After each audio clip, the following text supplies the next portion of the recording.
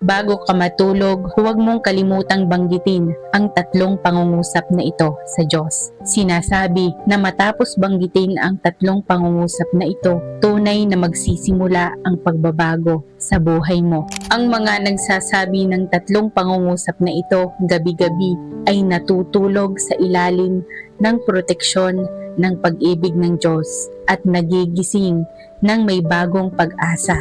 Una, Panginoon, salamat sa pagbibigay sa akin sa araw na ito. Nagpapasalamat po ako sa kapayapaan, sa aking tahanan, sa tinapay, sa aking hapag at sa iyong kalinga sa buong maghapon. Kahit may mga pagsubok, nagpapasalamat pa rin ako sa iyo sapagkat tinuturuan mo ako ng mga ito na mas umasa sa iyo. Pangalawa, Panginoon, patawarin mo po ako sa aking mga kasalanan. Linisin mo po ang aking puso. Alisin ang takot, sakit, galit at pagkabalisa.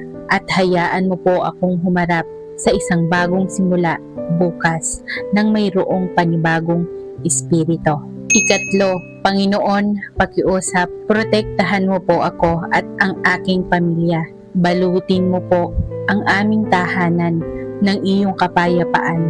Magdala ka po ng mga anghel na magbabantay sa amin. Hayaan mo po na makapagpahinga ang aming katawan at pakalmahin mo po ang aming puso at patulugin mo po kami ng ligtas sa iyong pag-ibig sapagkat alam ko na nasa iyong mga kamay ang bukas at kapag ikaw ay aming kasama, ang aming tahanan ay may pinakatiyak na kanlungan. Panginoon, mahal po namin kayo. Salamat po sapagkat kahit sa gabi, hindi ka nagpapahinga, kundi patuloy kang nagbabantay sa amin. Kung naniniwala ka sa kapangyarihan ng panalangin ito, mag-comment ng Amen. Binubuksan ng bawat Amen ang pintuan ng kapayapaan ng Diyos para sa iyo at sa iyong pamilya at naway tanggapin ninyo ang kapayapaan at pagpapala ngayong araw.